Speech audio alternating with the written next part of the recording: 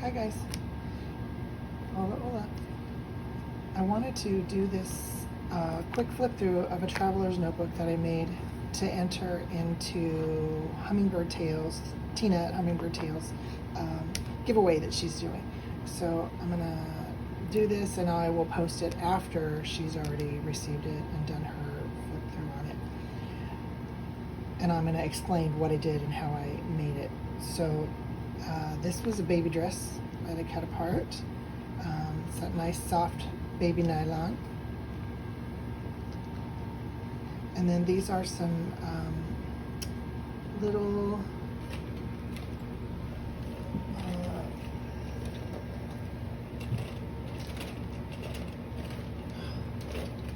discombobulated today, guys.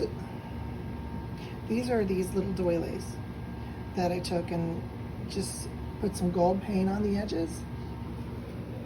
This amazing gold paint that has mica pigment in it. It's really beautiful, got a beautiful gold. It's exactly matched the color of gold on the paper. This is an Italian paper that I just fell in love with, and I love the color aqua. People who know me know my house is literally this color blue. So anyway, these little roses are from this fabric here that I cut off. And then I tried dyeing them with paint, but I couldn't get the right shade. And then my friend had these mermaid markers by Jane Davenport, and I went ahead and colored them with that, and the color match was perfect. I wanted to match these flowers. And then used a little bit of the gold, dry brushed it on the flowers. So they're on the whole cover, all the way across. So I wanted something dimensional and tactile on the front, but the paper was so pretty I didn't want to, totally obscure the beauty of the paper, so I wanted to really highlight it. So I did this little ruffle.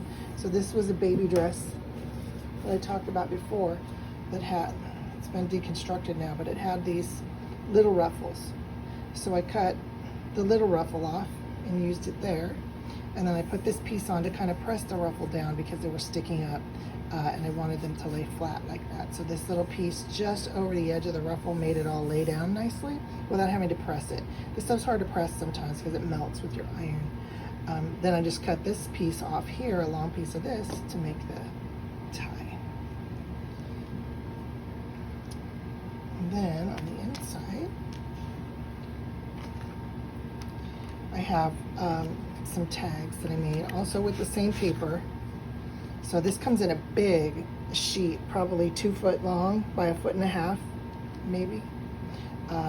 It's really big. So I just made a tag with part of the scrap, and it has in the design, you can see it has this wavy edge. So I just cut carefully so that you could see the wavy edge and a little bit of gold on the edge. I always try to look beyond the design of the paper and see how many different ways I can cut the paper to get different looks out of it. So then this is product packaging. I think this was, I don't know, some earrings or something. I just saved the tag. And then these are little strips in little bits and pieces that I just collaged on there, and then did some tea-dyed paper on the back. And this is some really old lace. I bought this doll at a garage sale, and the doll was broken, and she had this beautiful lace dress, but the lace dress was tatted and falling apart, but it was the whole dress and it was really gathered up. So I bought the doll for $2 and washed the dress carefully and took it apart, but this lace is very fragile and it just falls apart really easily. But I wanted something that was kind of elegant but tattered, because I'm going through this whole Italian look on the book. And then this is another piece of the paper. So the pattern kind of went like this, and then it had these gold stripes. So like this is kind of how the paper went. I don't have a piece of it because I used it all up, cut it all up for this journal, but this is kind of what it did, and then just taking apart the different elements. So this was a little scrap that was left. Just made a little card with it. And then this, I had this dotted paper that I just loved, and I made this tag, and it just needed something. So I had this napkin with a little bird, so I went ahead and decoupaged them on there. And then more of that tattered lace. And then these are some tatting circles that I bought at a thrift store. That there was a whole bunch of them, and they weren't combined or tatted together. They were just little circles with a string through them, and there was about 50 of them, and that was a find. It was like $5 for all of them. And I mean, look at that. Look at that work. Look how beautiful that is. Somebody sat and hand did that with teeny tiny needles. I mean, tatting just amazes me. I'm lost when it comes to crochet and knitting and especially tatting, but I think tatting is so beautiful. And then again, I took this dotted basil, or basil, however you want to call it, cardstock, and then I put some of the dry brush some of the gold on it. And then I had this, and I only did one pocket at first, and I was going to do this, and then I was like, it's kind of blah. So I added another pocket, and then I put this one in. I was like, I need something else. So I added another strip of the stripe to put these two in. And then I liked it much better. And then I was like, needed something else, and I had this beautiful aqua trim that just fit perfect. And I thought about gilding it, but I'm just going to leave it aqua because I like it. And then I did this little book, El mio amore, which means my love in Italian. And then I did the little beads to kind of match the colors of the, and then more of the little cardstock. This paper is really persnickety. It's old book page, and it keeps, what the heck is that? It keeps tearing. So I folded it before it was dry. You have to put this decoupage glue on this stuff. If you haven't seen my video about this product, you have to put it on. You have to let it dry really well before you fold the page. I got impatient. I put it on. I dried it with the heat dryer, and I folded it, and it cracked. So you have to give it time to dry and really bond into the paper. So I covered the cracked spine with a piece of this, torn paper. And then I liked it because it needed, after I put this image on, I fussy cut this out, and I don't know if you can really tell here, if you can see, but it looks really 3D, really dimensional, and I love that. So it needed something, and I knew I wanted to do something, and I wanted it in a handwriting. So I just did it in my own handwriting. Googled in Google Translate how to say my love in Italian and put it on there. So anyway, it's just a little mini journal. It's got some dictionary page on the inside and some onion skin paper. And there's, several pages of onion skin paper here. It's so thin, you can really do quite a few pages. I love it. And it's just put in there with a string, so you could add more to it if you wanted to. Take it out and do whatever you wanted to do to it, stamp it or, embellish it, however. But I thought that was really cute. I love to tuck little notebooks in. And this is actually just a traveler journal cover. I would make signatures to sew in there, and this would be the front and the back cover. And I had originally had it in this pocket, but then because the charm string hung out the side like this, it looked funky. So that's why I had this piece on there, and it was beautiful, and I loved it. And then this was all just the gold stripe. So I cut another piece off, and this part I glued up here. And I like it better. It just gets more visual interest. And it's still really pretty when you put the little book in. So you get the one pocket there to tuck things, and then a notepad. So I use this, I love this tea-dyed paper. And in fact, I should have scanned it before I used it, because this one came out really pretty with the lace. And actually, it's coffee dyed, not tea dyed. And then these are some journals that I had that I really loved, the line paper. They were tiny lines. And so I just put a bunch of little pages in there. And you could, tuck. I thought about putting a little, secret little tuck spot back here or something at the back. But then it's kind of adding a lot to the bulk. And if somebody wants to use this for an actual journal cover, if I put too much bulk in there, then there's not a place to put it. So I wanted to do a little video through this, because I actually want to make another one for myself, but I'm sending this off tomorrow to Tina. So these are like I said, these are totally my colors. This is my aesthetic. I love the fancy Italian Florentine kind of look to it. I think it's really beautiful. So to tie it, when I made this, I thought, you know, my original intention was to just tie it, but look, it doesn't go any further than that. Which is, I suppose, is fine once you have signatures in there, it'll tie fine, but for now, to make it tie better, I pull this one forward, I wrap this one around the back, and then tie it.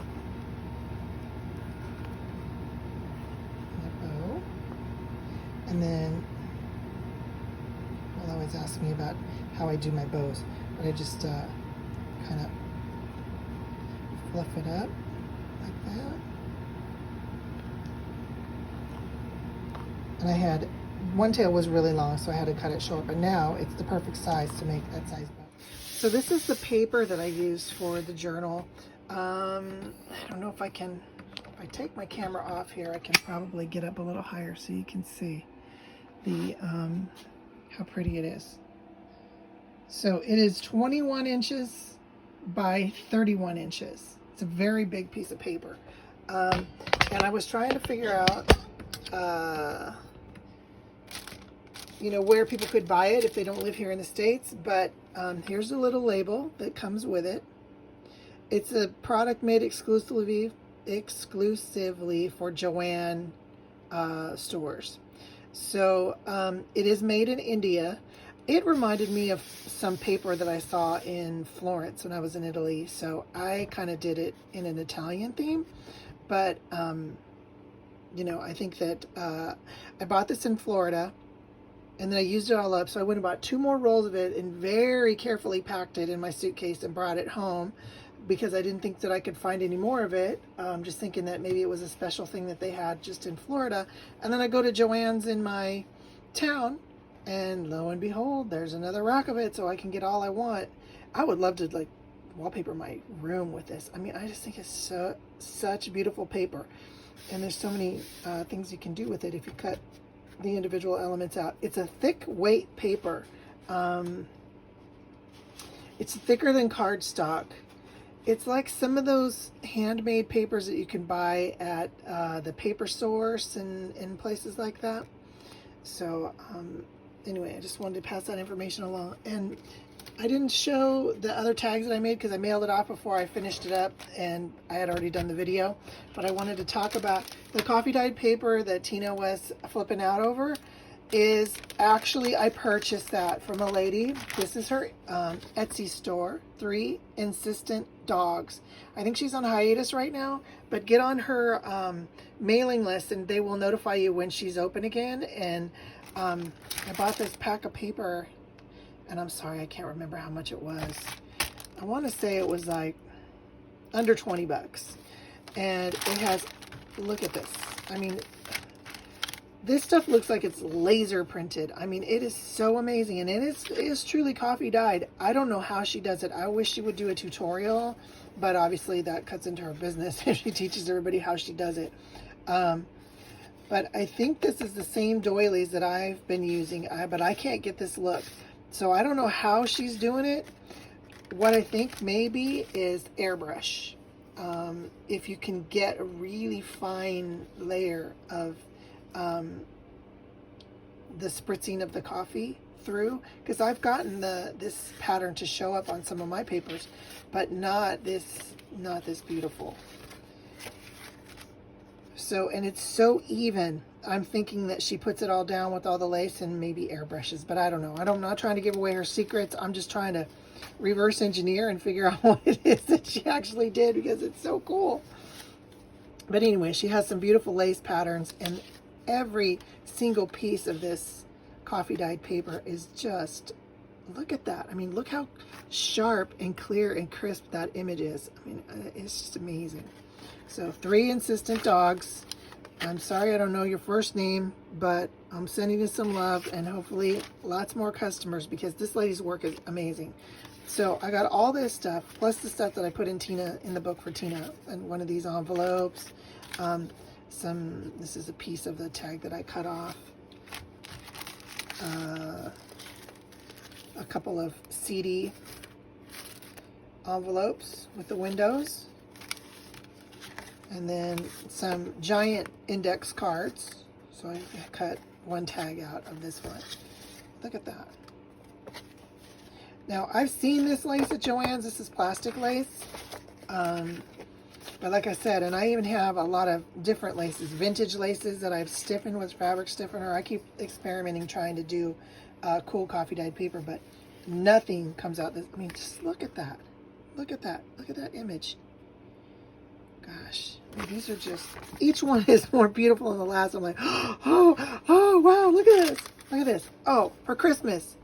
So they look like little Christmas trees. Put some little rhinestones on there and put some little different shaped ones and make that a beautiful Christmas page in a journal. Oh my God, wouldn't that be gorgeous? And another one. See, I love the little dots at the top. See? It's another, she puts another lace. She opens them up when she does them. This is just amazing, but the coffee is so evenly dyed.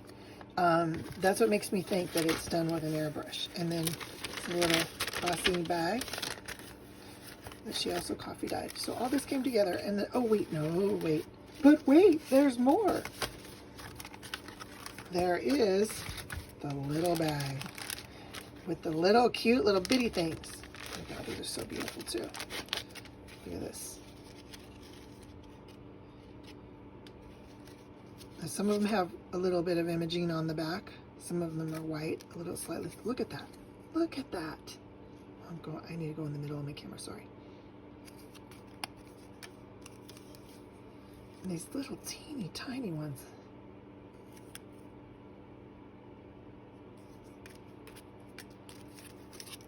So there's several of those. And then this one is just amazing. I mean, look at that. And that one. So there's a few more of this style here, and they're all done with the same style lace. It's just so, the image is so crisp and sharp. It looks like it's been laser printed on. This one's a little more smooshy, let's say. That's my technical term for coffee dyeing lace, where the lace gets a little more blurred. But this one, it looks like you had stenciling. You know, and I'm going to get an airbrush. My friend has one. I'm going to get it and try it out and see if an airbrush makes a difference in using really detailed lace like this to getting the even spray of the coffee. Look at that. And then some little coin envelopes.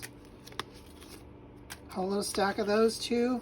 So you get quite a lot for your money, you know, and I didn't have to make it. And honestly, I do make this kind of stuff, but it doesn't come out this pretty. I do once in a while, out of 50 papers, I may get 3 or 4 that are really pretty that I would want to save and maybe scan and use again. But then I get excited and I use them, and then I forget, oh, I should have scanned that so I could use it again. So now, of course, she went on vacation, or she took a hiatus, so she's not doing anymore. And with winter coming up, I don't know if she does this outdoors or what. I don't know that much about her, but I am gonna send her a message and try to figure out, you know, when she's going to be available and if her product is available year round or not. Because if not, I'm going to buy a bunch next time she has some, so that I can stockpile it. Because there's just sometimes, like that journal I made for Tina, you just want a really, really beautiful special piece of paper. I mean, this really doesn't need much embellishment. It's so beautiful on its own. So just wanted to show that. I didn't want to take credit, because on her video she was thinking that I did it, and I wish I could take credit for how beautiful, for this beautiful work, but I want to give proper credit where it is due. So the stuff on the coffee dyed stuff in the journal at the back on the right side of the flip, that's on the inside. That lace coffee dye is mine, and all the coffee dyeing in the one that I show on my video, I did. But the extra stuff that was on the extra tags that weren't in my video, that were in Tina's, that all came from 3 Insistent dogs. So just wanted to share that. So there you go, my little Florentine Traveler's Notebook cover. Hope you enjoyed it. If you liked it, please give me a thumbs up and a like and subscribe. And I appreciate you stopping by. Have a great day. Thank you.